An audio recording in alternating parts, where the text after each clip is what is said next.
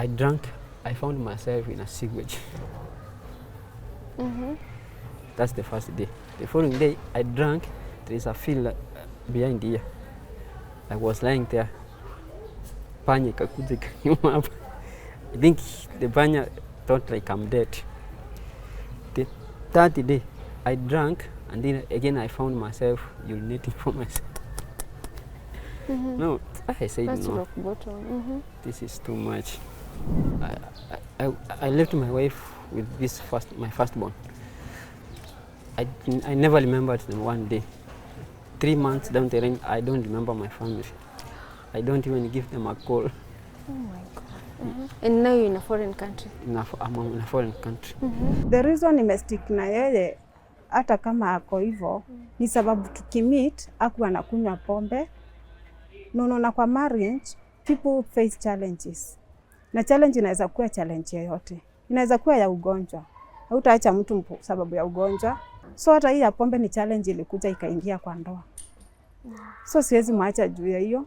Halafu Bible imesema God hates divorce. Sababu as much as tulianza kuishi pamoja, baadaye tulienda tukaombewa na pastor tukashikanishwa. So tuko na hiyo covenant.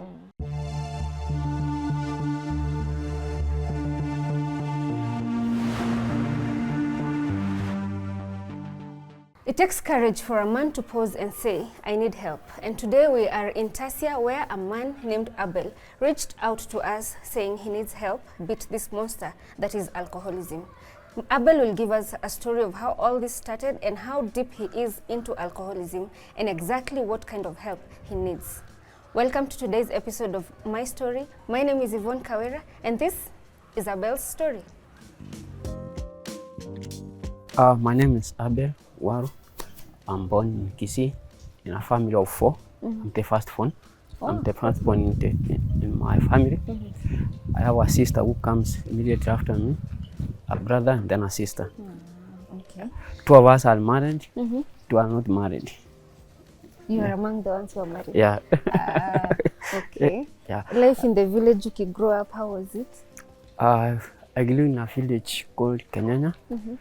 I went to school, a primary school called Kongo, 2 primary school. I went from 1, I went to Nyakuiba secondary school. I shifted to Nairobi, Kangemi school. Then I went back to Kisii to finish my form 4. Okay. I joined the University of Nairobi. I did not finish. I dropped at first year. Why is that? What happened? I didn't like the course. What was this course? I was called for environmental science. But your passion was in it? I wanted to go for education. Probably I studied mathematics and business. It never went through. I missed 0.9 points, cluster points to go for education. So I dropped. I started working, hoping I can get money. I go back, I sponsor myself because I went under job. When you sponsor yourself, you can go with a Cyprus and study. That's never, the dream has never come true. So I married 2017, January 28. Yeah. It was like a whole wedding thing? No. You just met this someone? Tell us more about it. When did you meet? Where did you meet? We met in a church. Yeah. Okay. Winners Chapel. We were serving in the same department in the church. Then we talked, we agreed. But I didn't, before we got married, I went home. Okay. I came back after 1 year. That's when we got married. Yeah. What are some of the things that you saw about this woman that showed you that this is the one I will end up with? She's caring, she's loving, and then our moves are not like another lady. She does not joke with life. She's ever serious with life. Yeah. Yeah. Then she was working, I was not working. But she sponsored me to start some business. Oh, nice. She never wanted me to be idle in the house. So I started the business. It was working. It was nice. The whole of 20, it was on lighting, academic lighting. She's a graduate from my university. So she taught me how to do it. She bought me a laptop, That's how she sponsored me. That's really good. Yeah. So how was it? It was nice. Then it was nice. We were making money. We were staying a good life. We had everything in the house. Actually, that's the time our firstborn came. The little girl we saw. Yeah, the little girl, you know. Later on, how I dropped from the business, my mom passed on. So we went to Kisi to buy her. We came back, we found the house is empty. Things were You were robbed. no, the caretaker took because we did not pay for 2 months. Oh. Yeah. Oh, you went home for the funeral, then you stayed for 2 months? Yeah. Then my wife was, the job for my wife, she was working at the airport in a duty-free shop, company called Pet International. The job ended also immediately after the funeral. So she started struggling, also started struggling. Later on, when I found out that things were gone, there were no things in the house, my dad sent me to Sudan. Because my dad used to do business in Sudan. She used to come for mitumba in Kenya. She texted and says, when he came back to bury my mother, he could not go back. So he sent me to take care of the business. But the person we went with now is the one who took me to the other world, Haliko, what, Sisha. How long ago was this? Just 2019. Wow. Let's go and stand somewhere where you can tell me where all this started and how you were introduced to the other world. Yeah. Yani ilikuwa tu juzi. Just recent, 2019. Like Yeah, it was took you by storm like that. It was 1st January 2019. 2019. So you're saying this person introduces you to this world and you're completely hooked. Yeah. Gee, like just in an instant. It was in Sudan. You know, Sudan, there is nothing good. There's nothing good actually. Wow. The place we were, from Chupa town to the place, is 2 hours and 30 minutes flight, not driving. So it's very far in. So there is nothing good. The only thing there is alcohol, shisha. You know, shisha is not banned like in Kenya. So I was in the shop the first 1 week. The second week I'm bored. She told me, let us walk. She's a relative actually. Let us walk. I came from Sudan and I stayed at home for like 3 months again. My dad never wanted me at home, so I came to Nairobi. I started hustling. We wanted to give him money because we had worked. Tulikuwa na pesa. Alikuwa anatupeleka hivi tukutane, tukianza tumpate. So meaning alikuwa ameuza. Because ilikuwa mtungi wa gazi, sofa set. You see, there was a lot of money. So hizo zenye tulikuwa tumpelekea asingemsaidia. Na tena ingebidi ameproduce vitu, angetoa wapi? Angetoa wapi? I met him on the way. Told me, Abe, come we talk. Then I told my wife. Joras told me we were and we talk. So when I went, I was given his number. Then we called. The wife told him we have money. The following day when I went, it's not there. The wife told me he has gone to the garage to look after his car. I went back. I went like 3 times. I gave up. So you just decided to let go? Let go. Amkutafuta help from the police maybe, kama anaweza kusaidia kupata vitu zenu? Such procedures is what I don't like in Nairobi. Yeah. It's hectic, eh? All right. So you went to Sudan and it's boring and you're trying to look for ways to spice up life. Then you end up in this company and... The first time I was thinking so much about my education. My education was very important. I think the firstborn, and I've passed the exams. I want to university, but I'm not allowed to do what I want. What I want, what my art is after. Now I've dropped. I've come to work so that I can take myself to university. I met my friend. That friend was a classmate in standard 8, like from primary. So when we did class 8, he went to another school, I went to another school. After high school, he went and pursued medicine in KMTC. So after 3 years, he told me, come to my house, you stay, we look for a way so that you can get a job, you go to school. When I was in his house, he was also alcoholic. He was a drunkard. We used to pass through somewhere, we could drink, but me, I could take small. Some days I will use, some days I will take. Because I was stressed more about my education. Yeah. Later on, I shifted from his house. I went to another friend, to stay with another friend who was not drinking. And that's the second time I gave my life to Jesus. I started going to Winners Chapel. I was worshiping. I was very dedicated, remember, in Winners Chapel. That's where we met with my wife. Okay. So later on, when we married, before my mom passed, it was December.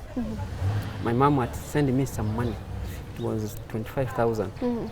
She told me go and register in Candid. Okay. So she was willing now to take me back to school. You know, I was hiding this thing. I'm out of school. I was hiding from my parents. But later, they found it out. So my mom was a very nice lady. She sent me some money. I went and registered at Candid. I was given the membership card in Candid. So I was waiting to start my studies in January. This is December. Yeah. That day, it was on a Wednesday. My sister was coming from home. My mom fell sick that Wednesday. On the following Wednesday, my mom passed. So it was 1 week span. She passed on January 1st in the morning. So when I went, everything backfired again about my education. So I gave in Sudan. I gave in to alcohol because I didn't see any future. Seeing I'm in a country where there is nothing, where I said I now give up. So I gave in to alcohol. How was the effect the first time you tried it, and at this point you decided, I'm done with life, I'm not trying anymore? How did this affect you? What I can tell you, Yvonne, once you are decided you are into hardcore, there's nothing again that comes. You know, you have allowed, you have said, now devil, come in. I'm here. It works on you. There is nothing again that, it's like your human nature goes. So it's another person is operating from inside you. So there is nothing I was thinking again. And this was your life now in Sudan. Every day you wake up, how did this affect your normal life now? Because there was you before alcohol. Describe to us who Abel, who is an alcoholic, behaves and wakes up. What's his plan? How does his day look like? One, I left my wife with my firstborn. I never remembered them one day. 3 months down the line, I don't remember my family. I don't even give them a call. Oh my God. And now you're in a foreign country? I'm in a foreign country. Now what made me to come from that foreign country, the same person who introduced me to alcohol accused me of stealing from her, stealing some money from her. So I was arrested that night. Then I was not arrested by the normal policemen. The military police, the military police came for me, and I was thoroughly beaten by the military police. So in the morning, there is a Ugandan lady who was within, and she knew my father. She came and she came to the police station. She talked to them. I was released. When I was released, I had 5,000 Kenya shillings, which had not changed to their currency. I immediately changed the money. I wanted to come back. But the mother of this lady who accused me came for me. She told me, come, we stay with you. I will take you to Kenya when time comes. So I went and stayed 1 month. I came back to Kenya. I never wanted to stay in Sudan again. All this time, were you not communicating with your family? Or? I never communicated with my family. When I came back, I now came straight from Kampala to Nairobi. Living in Nairobi, my wife again the house had been robbed. She went to stay with the auntie in Matare. No, before she went to mother to stay with the auntie, she went to stay with a friend. My wife used to work in Barclays Bank before it became ABSA. So there is a friend who they were working with. The friend told her, come, you stay with me, since you don't have a house now. When I came, I have no news. I've not called even to tell them that I'm coming. So I came, reaching Nairobi. The house is locked, nobody. I'm told they went wrong time ago. So when I'm trying to search for him on calls, I got her on call. She told me the house was locked. I'm staying with a friend. I went to Kisii. Now in Kisii, I'm in Kisii like 6 months. I never tested alcohol these 6 months in Kisii. Never tested. Reason, one, I fear my dad. And I respect him, not only fearing him. So I used to wake up, I go to the shamba, I do some work, I come back, I sleep. Now one day, my dad was angry. He told me, no, you cannot say it here. Go back to Nairobi. That's how I came back to Nairobi. My wife was forced, it's because she had now a new job. She was forced to look for a house. Then we started life. I stayed with my child for like 5 months in the house. I started now hooking the Airtel lines. Then life came back to normal, a little bit normal. That time Airtel was paying good money. So we started life. And again, I was in a company of my cousin who is alcoholic. Oh Lord. We are doing this job in one office. I started drinking again. What is this thing about people staying in company of people taking alcohol, and instead of you converting him to not taking, you end up joining him? How can you describe, what is that thing? Make me understand. Again, it depends. If you go away from church, and you don't pray a single day, it is the devil who is operating in you. So where will you convert this person to? Exactly, because even you yourself were not stable at that point. Where are you converting this person to? It's automatically you are on the same ground, but yours is worse. My case is worse because, you know, even the Bible says, when demons have been sent from inside you, when they come back in a group of 7 plus the one which went, now they are 8. You see, they will operate in you properly than the last time. You know, even these people who don't know God before, they are better than these people who had gone to church. They have known what is the word. There's no way you convert him. Instead, they convert you. I see. So at what point did it get mpaka ukafika ukaona, now I'm at my rock bottom and I need help? What had you before done? That, what did you do? Before that. What was your Okay, before that, when I started now drinking with my cousin, I was working, we were doing the job at Pipeline. So one day, I've drunk properly drunk. Now I'm walking on the road back to my house. Do you see this mark here? There's a mark here. Yeah. There are those blocks they put to cover the holes along the road. One block was broken. Now I'm walking and I don't know that it's broken. So I fall inside the hole. The stone met me here. This skin was up to here and this one, and there was a hole. The hospitals around were not able to help me.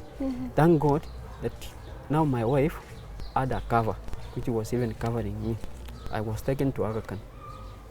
That's how I was saved. Later on, when I'm well, you're sober. I'm sober now. I said, I'm not going back. I stayed like 1 month. 1 month later, my cousin came to see me. He told me, let's go to work. You are okay now. We started now going to work again. 2 weeks later, now we have some money, which is hanging. We started drinking again. Oh Lord, and you can't say no. Now later, we fought. We started fighting with my cousin. I left him, I came back, I started operating around my area. Again, I stopped drinking for like 1 month. I met another friend who is drinking. You know, stopping to drink is not an issue. You can stop, but it will be for a while. If you stop and you decide from inside and you start looking for help, it will work. But now the problem with me, I will stop drinking. I'm not telling anybody to assist me. I'm not telling even my wife. I just stopped drinking. And then she's okay. She said, my husband has stopped. Later on, I'm back. She's back to... Okay. Now, a point, to answer the question now you asked, it reached up, which time I decided, now this thing has reached me to death. It's just 2 weeks ago. I drank, I found myself in a sewage. That's the first day. The following day, I drank, there is a field behind here. I was lying there. Panya ikakuja ikaniuma hapa. I think the panya thought like I'm dead. The third day, I drank, and then again I found myself urinating for myself. No, I said That's no. rock bottom. This is too much. This is not even the fourth. This is the 50th day. I'm been looking for help from everywhere. My wife has been praying for me. This phone belongs to her. She said, I will leave you with this phone so that you make sure you meet with the phone. Don't give an excuse. That's interesting. When your wife is telling you to stop drinking, is she like why is she staying with you all this time and supporting you? What does she keep telling you? Are you breaking her heart with all these behaviors? Do you spend money she's set aside for other things? You spend it on alcohol? No. Or how do you get money to do this now that you're not working? There is where I used to work. I used to work for an area. He paid me some 2 months ago, and this money nikapatia wife. When I gave to the wife, I went back and I took the money. Not only that, there is another money we get by selling lines to some people. This money, the last time I brought this money in the house is last month. But this month, I've never brought anything in the house. You drank it all? Drink it all. What happened to your phones now that your wife is giving you another phone?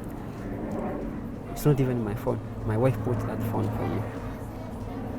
Nilitupa kwa sewage when I found it. Yeah. Saizi vile umeamka ukajipata uko kwa field those 3 consecutive days, is it that's the situation that's making you now say I want to change, I want to be better? Or are you afraid you're going to lose your marriage or something? No. I'm not afraid about losing marriage. I'm afraid of my life because that marriage is part of my life. Yes, and the kids are looking up to you. I'm afraid of my life because if I lose that marriage, I've also lost my life. I've also lost my children. Now it is me. It's me. I have a dream. Even if it has expired several times, I've not gone to school like I wanted. I know I can get help if I decide I leave this thing completely. Napata help and nisaidiwe nisome. Okay. Na kwa saizi, what kind of help would you like? Would you want to go to the rehab to get your system back in order, then go to school, or in what order do you need this help, and what kind of help do you think is priority for you right now? If I say a rehab, I don't know how long the rehab will take, but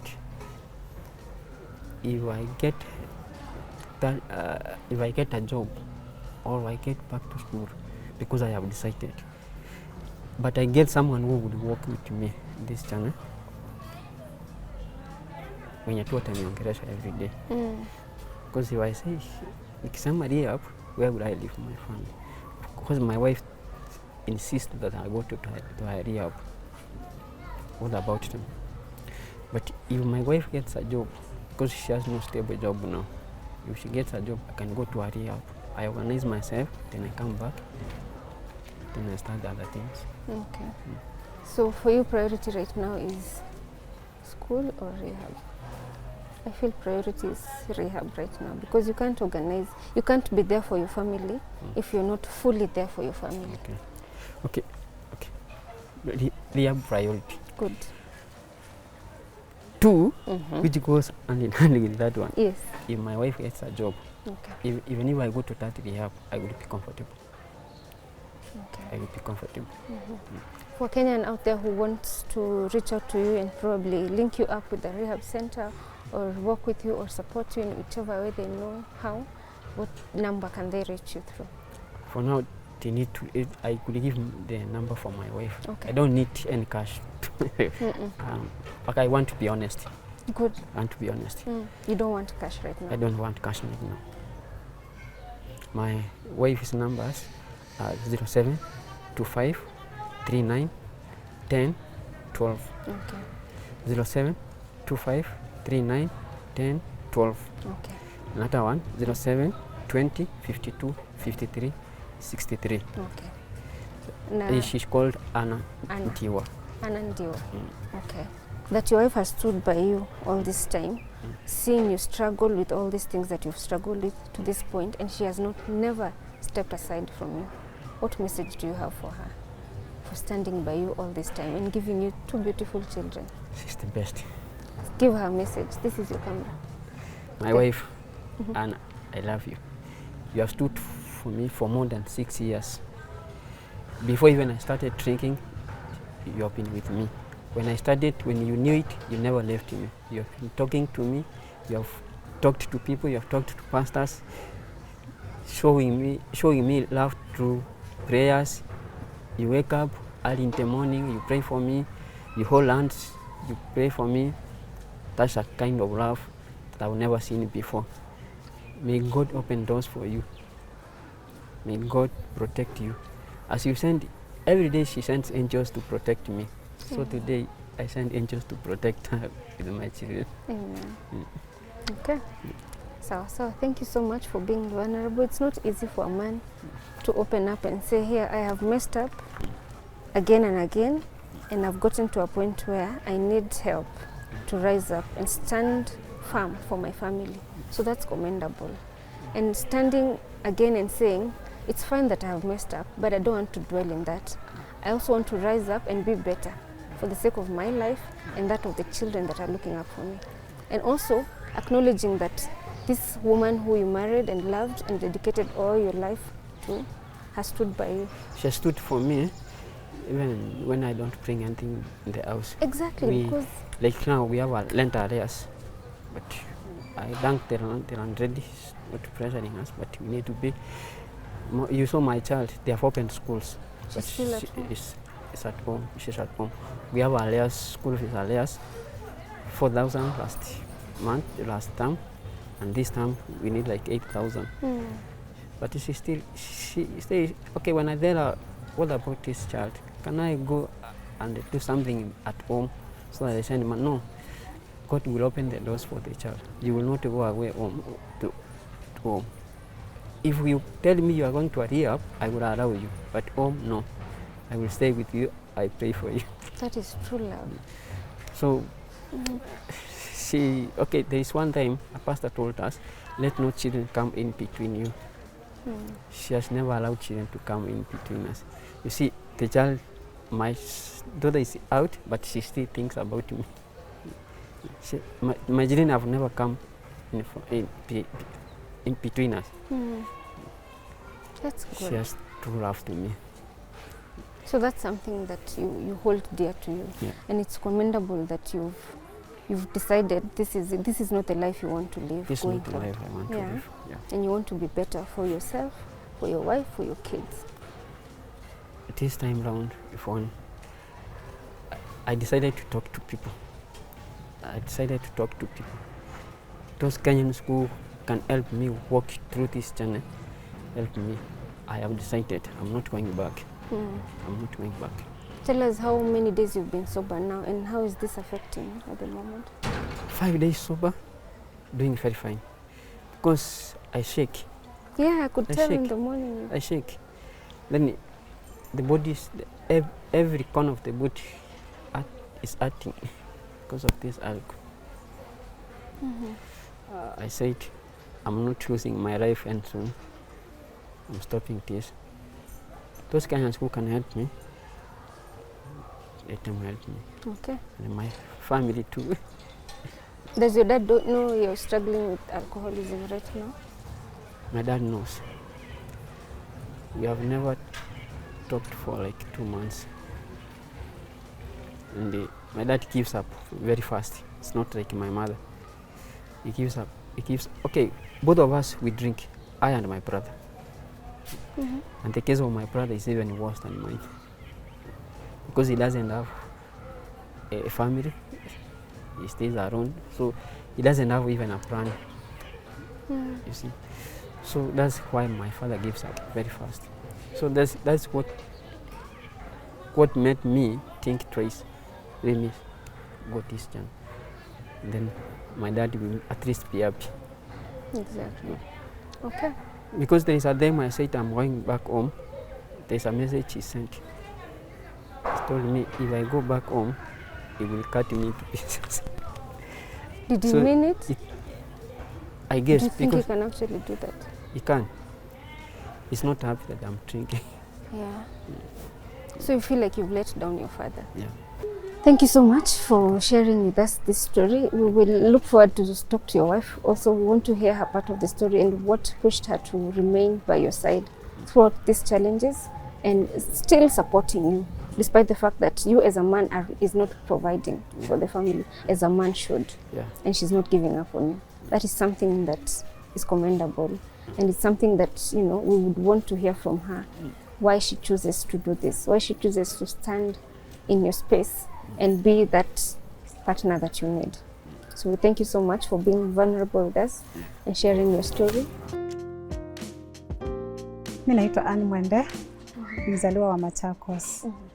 Na mimi ndiye Mrs. Abel. Abel ni mume wangu. Tulikutana 2016. So at first sio ati tulimiti akiwa mlevi. Ulevi ilianza venye alienda Sudan. So venye nilinotice amekuwa mlevi, at first nilikuwa shocked. Unajua sasa mimi sijaishi na mlevi, sijui walevi wanaandoliwa aje. So as usual ni kuingia tu kwa maombi. That time anakuwa na hustle job ya kuregister lines. Chenye anapata anagawa ya kukunywa. Ingine analeta kwa nyumba. Mimi huku nafanya job ya commission. Saa zingine tunalipa nyumba, saa zingine hatulipi. Huyo landlord alikuwa mzuri, by God's grace tulikuwa tunaishi tu. Nikimwambia sina, ni sawa, especially when corona came. Nikimwambia sina, anasema wewe lipa ile uko nayo, ile unaweza afford tu lipa. Unaelewa kila mtu ana go through situations. Tukaendelea hivyo, tukaishi kwa hiyo bed sitter. Tukaendelea, tukapata mtoto wa pili. So unaona niko job ya commission, nimepata mtoto wa pili na sina, tunajua job ya commission kama umeenda leave, si hakuna pesa. So for those na imagine alinikujia, kwa hiyo alinikujia hospitali akiwa mlevi. Alinipeleka akiwa mlevi penye niliumwa. Alikuwa anahakikisha wakati masiku zimekaribia he's always around. Hata akiwa mlevi hivyo tu anajua ninahitaji msaada. Akiwa tu hivyo mlevi alikuwa ananisaidia hata kazi za nyumba nini nilikuwa na mimba. Akiwa tu hivyo mlevi anapeleka huyu mtoto mkubwa sasa daycare, ilikuwa daycare. Anampeleka daycare. Mimi nikitoka job nakuja namchukua. Ilikuwa kazi yake ni kumpeleka, yangu ni kumchukua. Hivyo tunasaidiana. Tukikuja kwa nyumba nikilemewa kupika anapika. Anasaidia tu. So wakati niliumwa alikuwa mlevi. Kanipeleka hospitali. Akatukujia hospitali kama wako tu mlevi. Akaenda akaclear. Akatuclear. Hivyo tu anatembea huko na papers huko kwa daktari. Akiwa tu mlevi mpaka naona watu wanamwangalia zile za anaonekana tu kabisa ni mlevi, sio ile ulevi imejificha. Unajua ile ulevi amekuwa akikunywa ni chang'aa. Then tukaendelea hivyo, tumetoka hospitali. Akiwa tu hivyo mlevi, yeye ndiye ananishughulikia. Sasa nimetoka hospitali, siwezi pika, siwezi fanya nini. Hata amka asubuhi, akisha amechemsha soup, amepika labda uji, kitu kama hizo, amepika chakula, alafu anaenda zake. Jioni angekuja akiwa mlevi, anakuja kwanza anaanguka chini. Analala. Then akishtuka anashtuka, na umekula? Na sijakupikia. Anaenda kwa nini? Kwa gasi haraka anaanza kuhakikisha, namwambia hapana, nishakula, nimeletewa food na neighbor. Kuna neighbor wangu pia alikuwa pia ananisaidia, ananiletea food kutoka kwake. Namwambia sisi tushakula na hata kuna chakula iko hapo, unaweza kula, lakini ana feel guilty, anasikia hapana, I'm supposed to cook for you. Tukaendelea hivyo 3 months zikaisha. Na unajua saa hiyo tuna struggle kabisa. Juu yeye analeta kitu kidogo, mimi niko hapo sasa.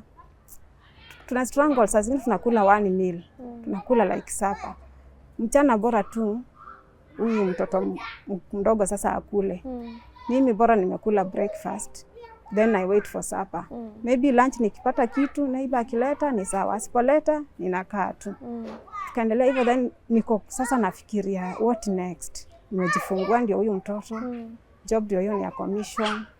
Bwana ndio huyu ulevi na ana job. Ana hustle tu. So tukaendelea tu, after 4 months nikapata hii job yenye niko sasa.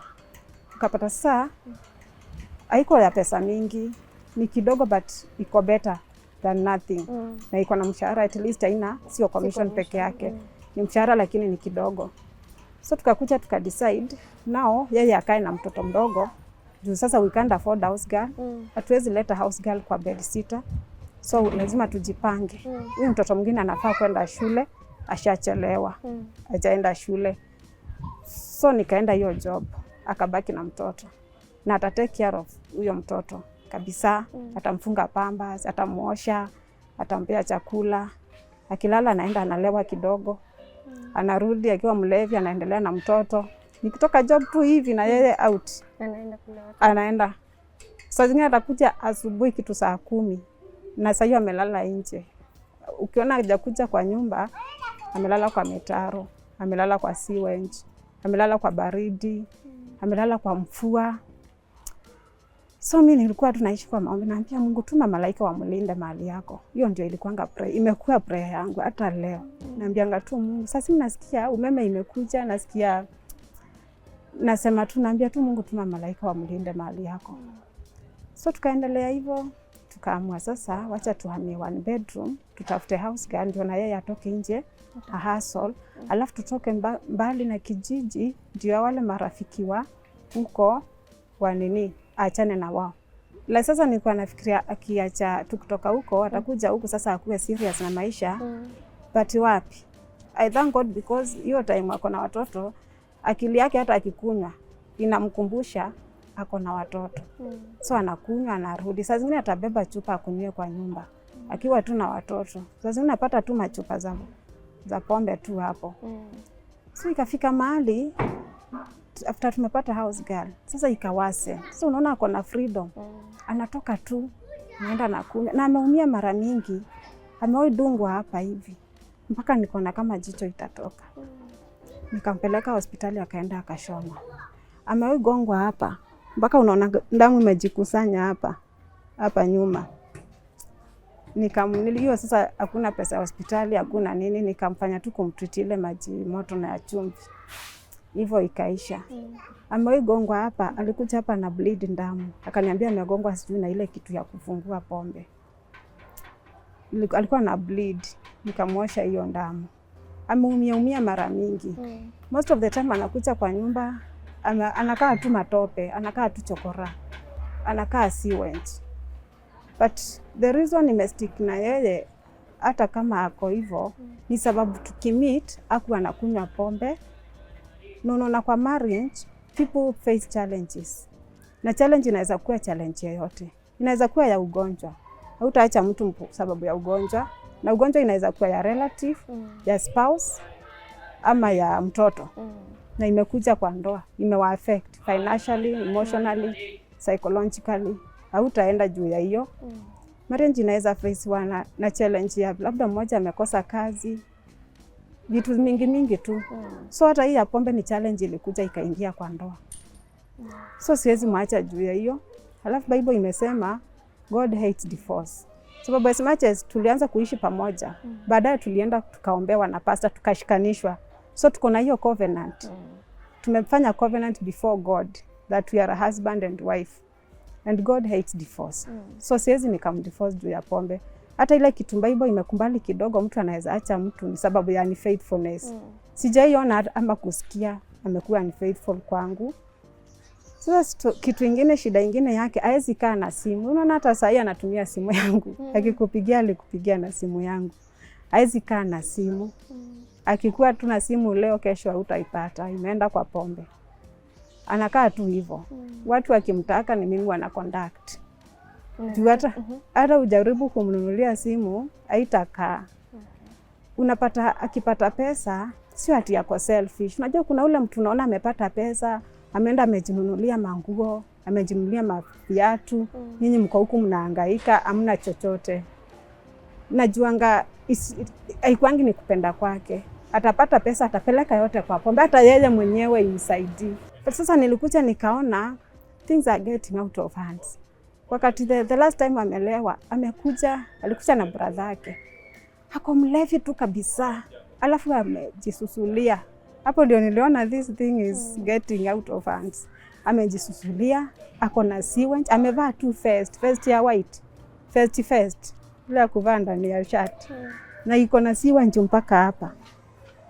Na amejisusulia. Alafu ajielewi. Alafu wote wako na sewage, wanataka kuingia kwa nyumba na brother yake. Ni kwanza nikawafungia nje nifikirie what to do. Kufunga nikafunga mlango na padlock. So wako wawili. So nilikuwa nataka hata afadhali brother yake angeenda yeye akuje peke yake. At least ni handle mmoja because it is ni ngumu. So nikasikia wana shout kwa mlango, wana shout, nikaona tena hao wataamusha neighbors. Na kuna mtoto mdogo kwa neighbor wetu. So nikafungua. Kufungua. So brother yake unajua amemuinsight. Anakufungia kwa nini? Chukua vitu zako uende. Enda achana na yeye. Anatusi vitu hata siwezi taja hapa. Ananitusi yake yote. So akaingia akachukua suitcase. Akaweka manguo zake, documents, kila kitu. Na sasa hiyo siwezi mcontrol sababu is not even himself. Hata hajui chenye anafanya. So akaenda. So hiyo jioni mimi nikaambia Mungu hao ni watoto wako. Unajua ile umechoka hata hujui unaomba nini. Nikaambia Mungu hao ni watoto wako. Wasaidie tu. Hivyo ndio uliwaumba. Mwambia hiyo. So the following asubuhi nikiomba maombi asubuhi nikaambia Mungu mimi ulisema kila mtu ako na ndoa yake. Na mimi nataka ndoa yenye iko na amani na iko na furaha. Mungu kama huyu ndiye bwanangu kabisa. Arudi hapa. Na kama sio yeye aende tu kabisa, asiwahi rudi tena, aende apotee tu kabisa, asiwahi rudi. Mimi niliomba tu hiyo maombi, nikasema labda naombanga Mungu maombi sio yangu, maybe wacha tu sasa niombe Mungu aniambie kama huyu bwana nafaa kuendelea na yeye ama niachane na yeye. Nikikaa najitayarisha kwenda job, alifika. Na sasa hiyo ana suitcase na ana manguo. Aliambia ameacha kwa rafiki yake. Kakuja kuomba msamaha, tukaongea. Bado ako mlevi but sasa sio ile nini. Kanisindikiza mpaka stage. Mimi nikamhug na nikamwambia itakuwa tu poa na nikaingia kwa gari nikaenda job. Na nikashukuru tu Mungu juu si amemrudisha. So unaweza taka maybe kuzumiona hizo situation zote zenye amepitia, unaweza taka asaidiwe vipi? Ningetaka akuwe reformed kabisa.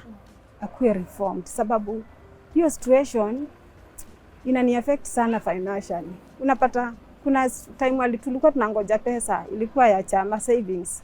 Akatumia around 6k. Na mimi niko huku nangoja, hakuna food kwa nyumba, hakuna nini. You know alikunywa yote.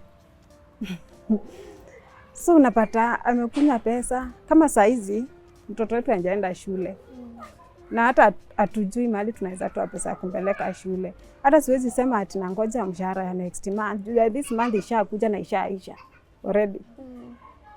Siwezi sema nangoja ya next month juu itakuja tu na ishi. Unaona kama sio hizi pesa amekuwa akipata, hata kama ni kidogo anakunywa, tungekusanya tupeleke mtoto shule. Lakini mtoto anashinda kuuliza mama, watoto ameenda shule, mimi sijaenda. Na sio kupenda kwetu. Hatuwezi hata afford vitabu za kumbahia. Ako na arrears za last term. Last term yote hakulipa. Sasa hizi unaongopa hata kumpeleka na hata uja clear arrears za last term. So ako tu kwa nyumba. And it's all because of, alafu unaona venye anakunywa hizo machang'aa zinafungulia shetani milango ya poverty. Unajua kuchang'aa inakuanga associated na poverty. So unapata hata kusonga mbele kama familia inakuwa ngumu. Unaona nyumba yetu haina hata viti za kukalia. Tunatumia hizo stools. Unapata hata TV hatuoni, hakuna. TV iko lakini hakuna decoder. Decoder waliuza na brother yake wakakunywa pombe. Wakakunywa chang'aa. Sasa hatuwezi ona hata news. Unapata hata tu vitu tudogo hatuwezi afford. Yaani imekuwa tu mimi nikipata pesa na concentrate tu na basic needs na hata itoshi. Juu sasa mshahara ikiisha ni kuingia kwa mandeni. Mandeni nayo niko nayo chungu mzima. Nikijaribu to survive. But the reason I hold on to him, sababu is a responsible man. Venye nimekuelezea venye amekuwa akineni watoto. Alafu watoto wanampenda yao yote. Hata akikuja akiwa hivyo mlevi amelala hivi. Huyu mtoto huyu mwenye anajua kuongea anashinda kuniambia mama mpatie ndadi chakula. Mama hujapatia, nilijua yeye haelewi, yeye hajiwezi. Namwambia ngoja tu alalala kidogo atamta. Hapana. Enda muamshe umpatie chakula. Hujapatia ndadi chakula. Sasa unashinda huyu mtu sasa ukimwacha watoto. Hata huyu mdogo. Hata nitoke job akishanyonya amemalizana na mimi. Anataka baba yake. Watoto wanampenda tu yao yote. Alafu yeye vile ninamjua na vile tulikutana. He's a responsible man. He's a good man. He's very loving. Alafu hata akiwa hivyo mlevi, hajai ni chapa. Hayuko violent. Hajai ni tusi. Hajai like kuniambia kitu itani hurt emotionally. So kwa nini nimwache? Hajai ni tusi. Na hajai ni chapa. Hajai hata ni point. Hajai kuniambia kitu yenye itafanya ni feel useless. Anakuanga tu na respect zake hata kama amelewa. Na unasikia na regret. Ananiambia imagine hiyo pesa nimekunywa yote. Ananiambia tu nilipata pesa. Na ataniambia yote yenye alipata. Na akaniambia hiyo pesa ikikuja kwa simu yake ama kwake. Akishaambiwa ako na pesa. Akili yake huwa inamwonyesha tu kwenda kwa pombe. Hata ajuangi venye anafika huko, anajipata tu huko na anajipata ashalewa. So, jana alisema message kwako. Alisema zile qualities anapenda about wewe na akakupatia message. Utaiona video kikunja. So pia inaweza takumwambia message tukimalizia. Abel, my husband and the father of my children. Ninakupenda tu sana. Na ninajua hii monster we will conquer it in Jesus name. Nimekuwa nikiomba na tutapata wasaidizi, tutapata watu wa kutembea na wewe mpaka iishe kabisa na tutaishi maisha mazuri. Ninakuamini, ninajua you are a responsible man. Ninajua you are a loving man. Haujawahi nionyesha madharau, haujawahi nichapa, haujawahi nitusi. Na ninakupenda sana. My name is Faith Nafula Atsango. I'm a counseling psychologist by profession. Yes. Alcoholism is a state where you're not able to function without taking alcohol. Your life depends on alcohol, right? And so we have people who are more prone to alcoholism than the others. We have people who are born in families where they were born and found people taking alcohol. Actually, it's alcohol that has brought them up. They've seen their grandfathers, their great-grandfathers, their fathers taking alcohol. And then they end up saying, "Toto wa nyoka ni nyoka, so I'm not any different." So we say, with that case, we term that as hereditary alcoholism. That you're born in it, you found people doing it, and yeah, you move. Some, it's acquired, and it's acquired in many other ways. You acquire it through maybe peer pressure. You want to look cool. Your friends are taking alcohol. You also want to belong. Another one is through stress. Coping mechanism. We have people who take alcohol to cope, to deal, to drain their sorrows. So it's both hereditary and acquired. So it depends on the circumstances that people are surrounded with. Now, when you see yourself not functioning without taking that substance, just know you're addicted. When you find fun in taking alcohol, when you get excuses every time you want to take alcohol and you justify it, you're drowning yourself there. When you see that you've stopped functioning, like you don't take care of yourself, you don't eat, you don't check your hygiene, you just depend on alcohol, and you find fun staying in bars and around alcohol or any other drug, then you're draining yourself into alcoholism. And alcoholism is self-diagnosed. You can actually tell if you're an alcoholic or not. We have people who take alcohol for fun, for passing time. They can only take alcohol when maybe they've gone to parties. It's not a must you take alcohol. But if you wake up and feel like I have to take alcohol, then you're on your way to alcoholism, yes. One thing, self-awareness is important. As I've said before, it's a self-diagnosing condition, right? So when you realize you are addicted and you want to come out of it, you need to seek help. And first of all, the help that you can get is from the health workers in hospitals through counseling. They can give you therapy, right? Another one is through detoxification, which happens in hospitals. You go to hospital, they give you medication, they detoxify you, then you can move on. The third one is we have some special medications, which when you take, the urge of taking alcohol goes away. But at the end of it all, it's all in the mind. If you want to stop it, you will stop. It's not easy because we also have these withdrawal symptoms. You see somebody oozing saliva, not functioning well, crying most of the time, feeling sad most of the time. So you need to just seek help and accept that is happening to you and move on as a person, as an individual. Yes. Thank you so much. You're most welcome. Yeah,